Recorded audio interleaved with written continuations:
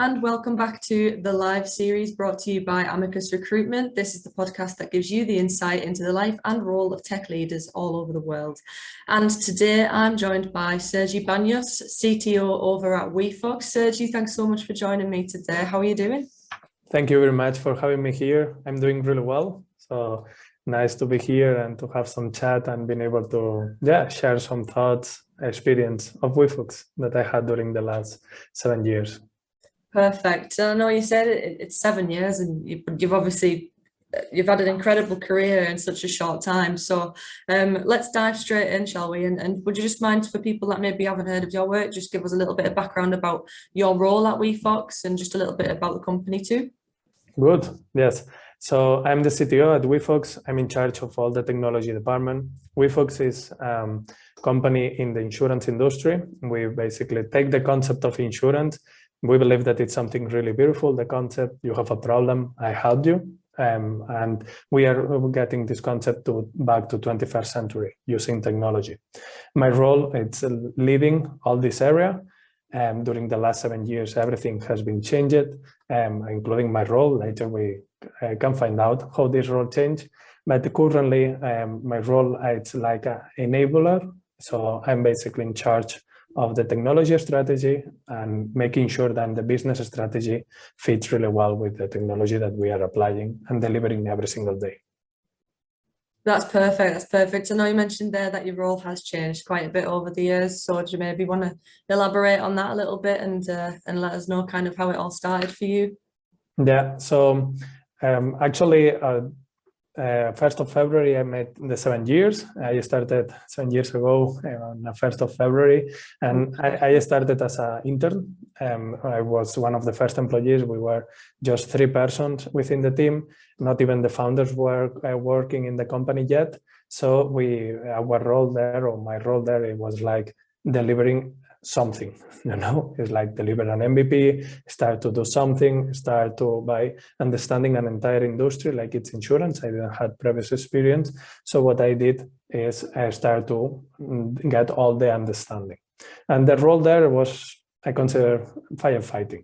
It's everything that needs to be done to basically line something and to have something into the market had to be done. Later, I got into more a position of taking care of the contact between business and technology.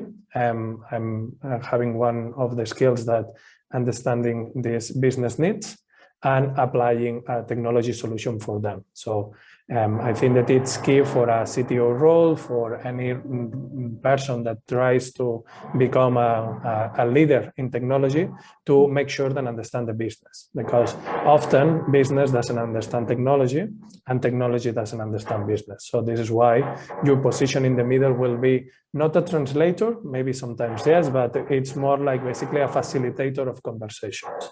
And this basically was the second step of my role was, okay, what we need from the business perspective, what we have from technology, and what we want to accomplish on the technology area, and make sure that these two fit really well. And this was the second step. I consider a third step in the middle that was like being more proactive in business, suggesting solutions, contributing to the strategy, bringing technology solutions as part of the business strategy, and making sure that contributes to the overall company evaluation. This includes to get outside of the comfort zone for a tech person, because you have to get into business meetings, you have to understand the business, you have to get sometimes in front of the investors. It's not often where the tech people, it's in front of the investors.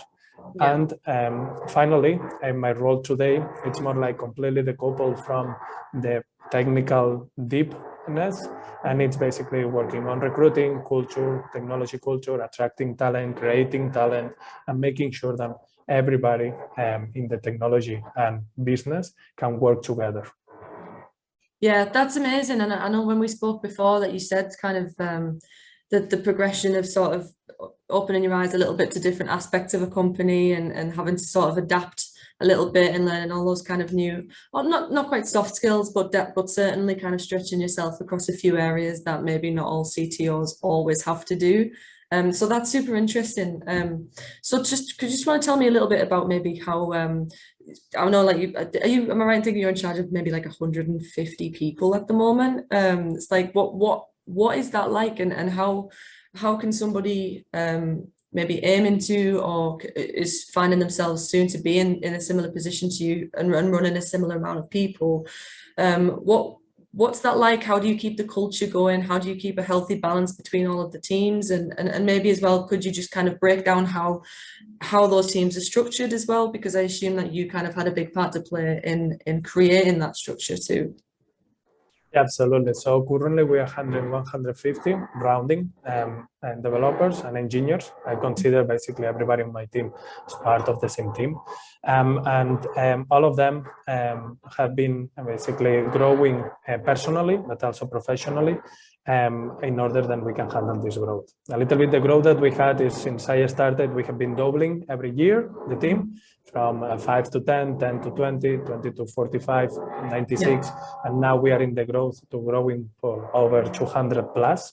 I don't like to basically always have the tendency to think that more heads do more. So not just having more people, we're going to be able to deliver more business value. We're going to be able to adapt faster to the journey to the customer needs. So this is why we focus on optimization the delivery.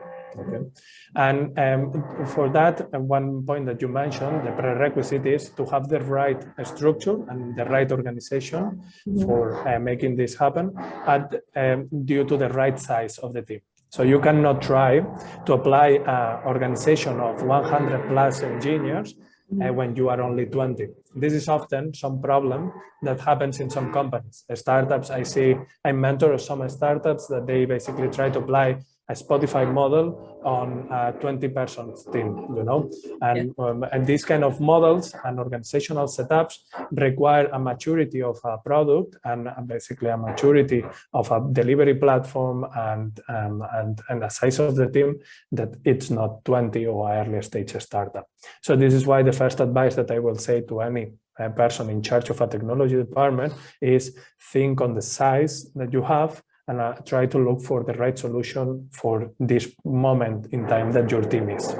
Otherwise, what you generate is frustration to the team because you want to arrive to this a kind of self-service team that they can do their own user stories, that they can really take accountability of what they are doing in daily basis, but they will not be able to do it because they are lacking people, they are lacking some skill set within the team, they are having like a fake separation because you only have one team doing everything. So at the end, you don't have this autonomous team doing different things at the end.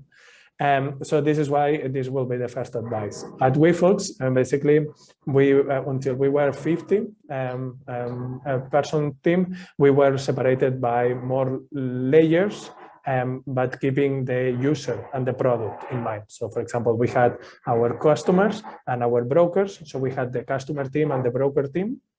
And all these were all together delivering the customer value and the broker value. Of course, they had some dependencies because we at WeFox, we want to deliver a full value proposition for both customers, but they had a concrete focus and a concrete persona behind the product. Okay, when we reached the 50 people threshold, we switched to more business oriented. So we got the entire value chain of insurance. We break it down into business areas, and we call it domains. So basically more towards a domain driven design. And we started to say, okay, our strategy is to maximize everything. We want to maximize the claim experience. We want to maximize the policy management experience, the FinOps process, financial processes, payments, and everything, and the communication. So if we want to prioritize and maximize all of them, we have to create a team for each of them.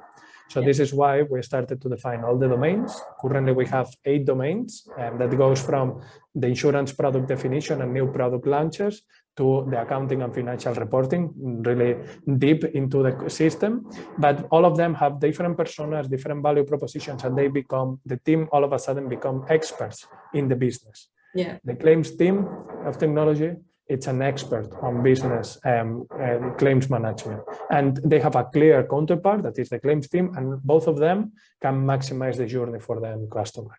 And this is how we are structured today. And it's a structured organization that enables to grow, because if we want to, for example, in this last budget round, I asked to my business, what you want to prioritize, what we want to invest on. And they said, for example, our services. We want to create best-in-class services, global services that enable our customers to reach us 24/7.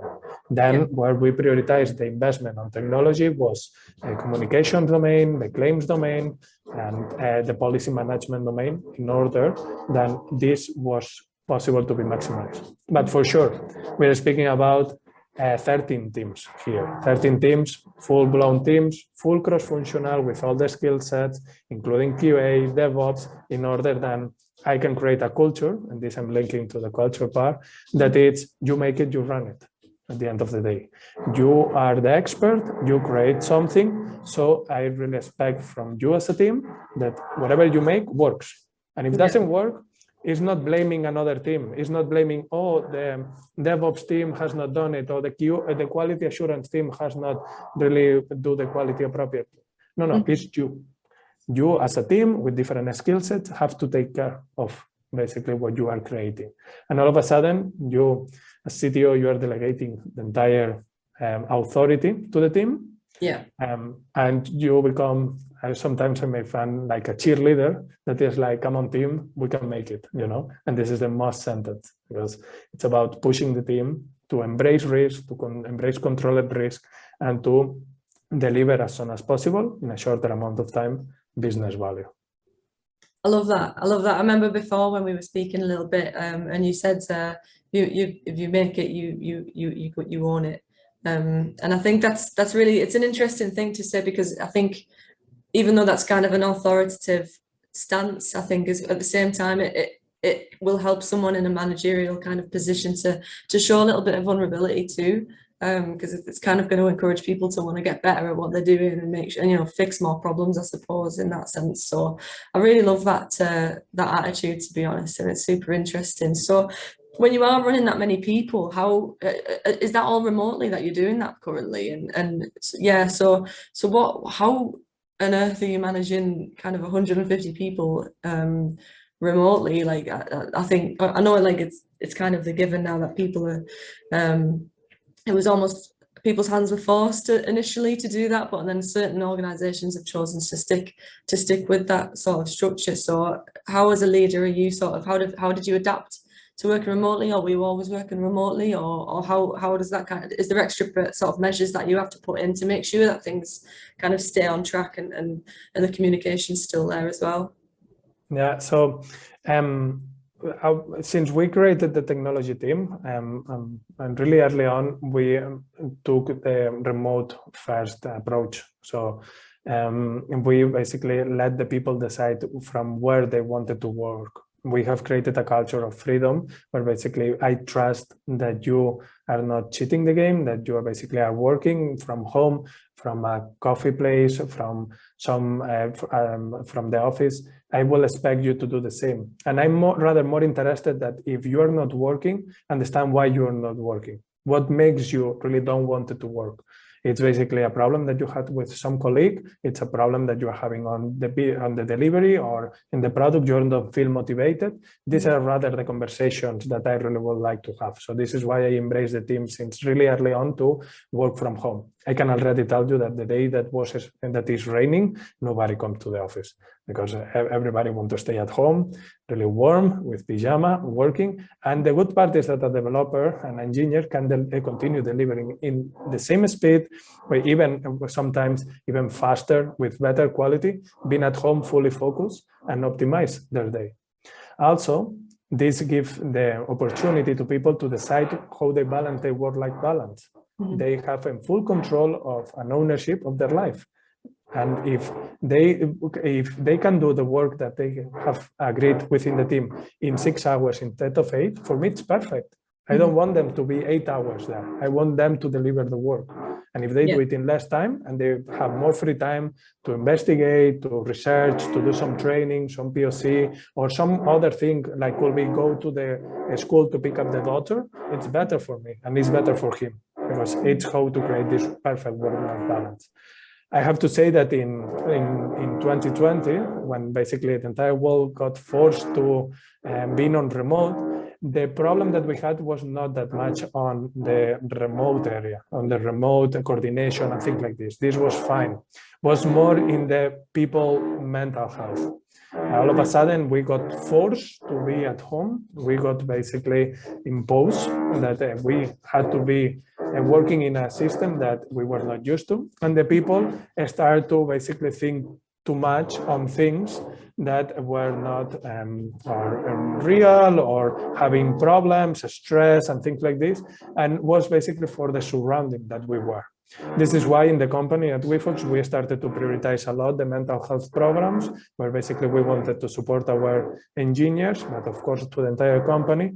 And we really start to do some actions to say, take care of yourself, take care of your health, because that's exploding or forcing a person that is not good, is not in a good stage to work, will not deliver a good work, will be impact negatively to the company, will impact negatively to the health of the people. And this is the system that we are applying. Like, you can continue work remote, you have to take care of your health, you can basically decide how to work and when to work, but while continue maintaining the compromise with the company that the company is giving you this freedom. So don't take too much freedom away from the company, like not delivering, not joining to meetings that you agreed to be there, like not responding to the teams. This, it's creating a culture that is not me managing the team. I have to be honest. I don't manage my team in remote. It's the entire team managing themselves, because it's not me saying, oh, you are not performing. I don't know if they are really delivering or not, but the team is saying me, we don't want to work with this person in our team because he doesn't join to the dailies, he don't join, he basically agreed to deliver something that he is not delivering. And this is how basically you can maintain a culture of 150 people in full remote, by creating this trust, this freedom, and making sure that everybody understands that the accountability and responsibility of maintaining this freedom, it's on themselves. And if you don't want that somebody takes your freedom away, better don't take the freedom away of the others. And this is basically how we have find this balance.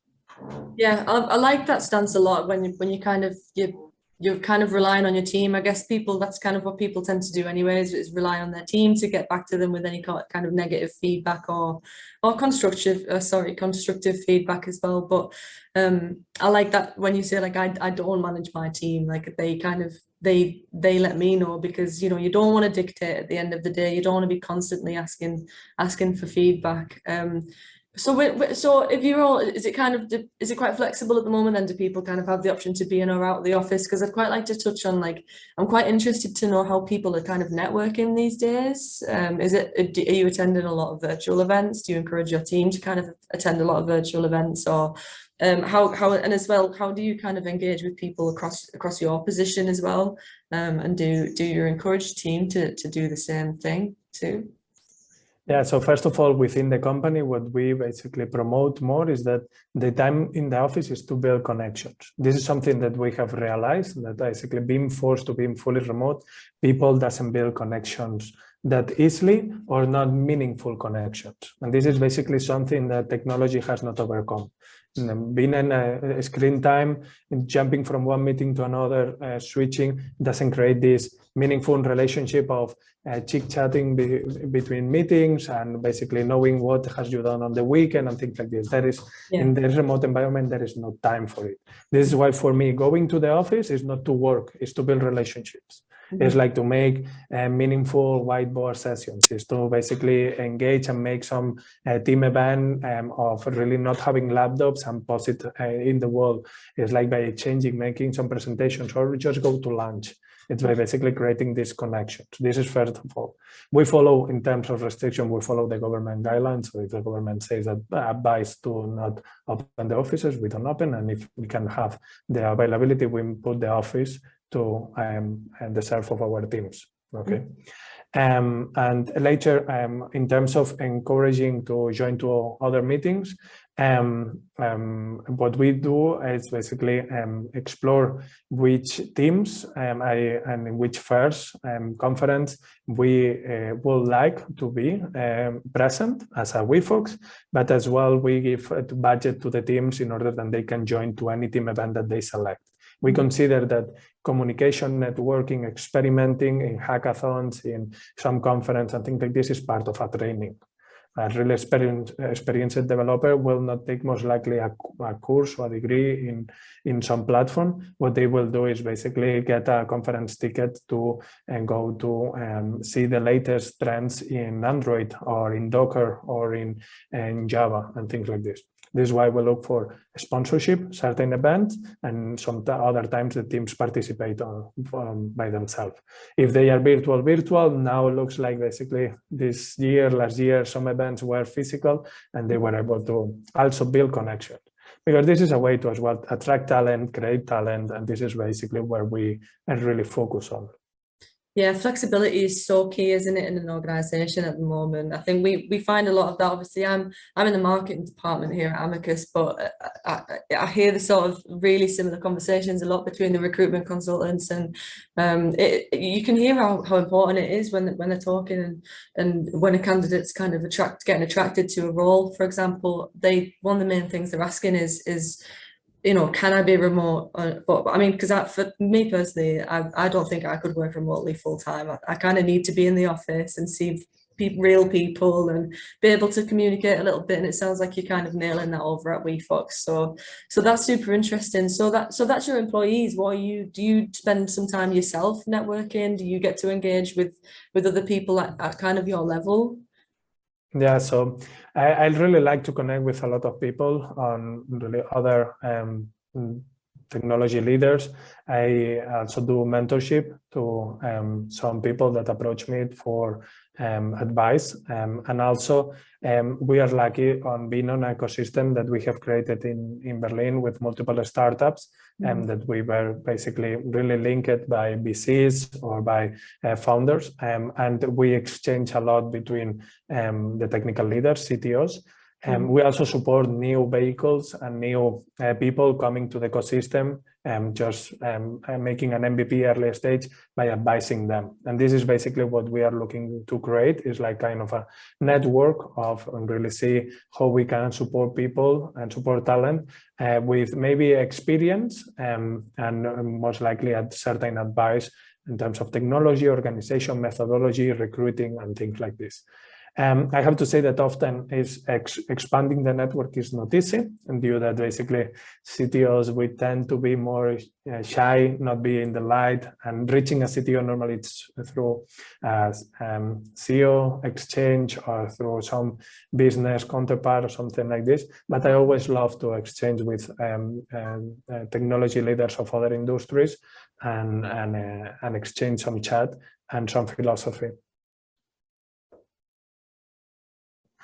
Oh, that's super interesting. Sorry about that. So just a bin man just going past my window. We're right next to the airport here, so you've probably heard a few planes over by as well. So apologies if you have picked any of that up. But that is super interesting. It's good to know what kind of networks are out there for people in kind of at your level as well. And like you say, I think I've found that a few people that I've interviewed kind of at your sort of level within an organization, that it's kind of a running theme that they tend to be a little bit more, sort of a little bit more, like you said, shy, for lack of a better word, I suppose, as well. But okay, well, in that case, I'll just move on. I tend to ask quite a lot of the guests this question, so I'll just end on this, if that's all right. I know we touched on sort of advice earlier on for people that kind of want to work through the ranks, so I'll kind of merge two questions into one. My first one would be, what kind of advice, if there's any that you didn't mention earlier, would you have for people looking to be in your position? And also, how do you think your team would describe you in 3 words as a leader? So, replying to the first question, I will advise to any leader, but concretely to technology leaders, to work on themselves if they really if they would really want to make a change on a team and a team level. if we really want to prepare our team for failure, for example, for experimentation, for really embrace this accountability and ownership of the technology, you have to work it first, and you have to be fully convinced of do that. Because this generates sometimes frustration on yourself by not things being delivered on time or not in the right way that you envision. You have to delegate some ideas and the team in order that they really look for the best answer and this innovation solution. And if you have not worked first to manage this frustration, you will jump really easy into micromanagement and controlling, or you will have really problems on yourself. This will be the first advice in terms of creating a good team that at the end will make you grow as well as a person and professionally, because your team will grow and the company will grow. And the second advice that I always give to anybody, not only to technology leaders, is believe in yourself. So everybody will, somebody will doubt on you, but you have to be the first one believing on yourself, believing that you can make it, and really making sure that you don't doubt on yourself. And if you doubt, work on it. Work on why you don't doubt about you being able to accomplish something, or growing the team, or being able to raise 20 million, 30 million, or whatever from a VC. If you doubt on something, make this retrospective analysis and say, okay, I doubt due to my communication skills. Work on that. I doubt because I'm not able to communicate and to understand properly the business. Work on that. Make this analysis, believe in yourself, and as soon as you believe in yourself and you're in front of a person, and really knowing that the only thing that you have to do is convincing the other that you can do it, it's going to be much more easy. In terms of how the team will summarize or will describe me in 3 words, I think that basically I will say reliable. They can count with me at any level. Even a new joiner can contact me via the messaging tool of the company and really exchange some doubts and hesitation that they may have. I also will say that and they also have trust on the system that we have created, and trust on me that I will not overrule the system that we have created. Basically, if I trust on them, they trust on me, and this is how everything is balanced.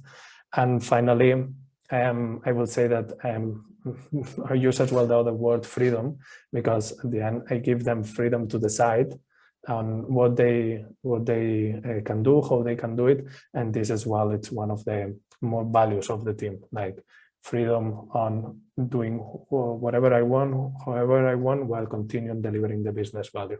So I will say that these 3 could be 3 good words. That's perfect. That's absolutely perfect. It's been so insightful chatting with you. I think we'd definitely love to have you on again. I feel like we could go on for quite a long time just chatting about various topics. I know you've got so much to say, and it's so insightful what you do have to say as well. But thank you so much, Sergi, for joining me today. And if you're watching on YouTube, you can hover over the logo in the bottom corner and hit subscribe. Follow us on Instagram, Twitter, Facebook, LinkedIn, TikTok for updates. Head to our website, amicusjobs.com, for tech news, webinars, blogs, and keep up to date on the latest Python, Golang, and JavaScript roles around the globe. Sergi, thanks again so much. You're welcome back anytime. Thank you very much for having me here. It was a pleasure.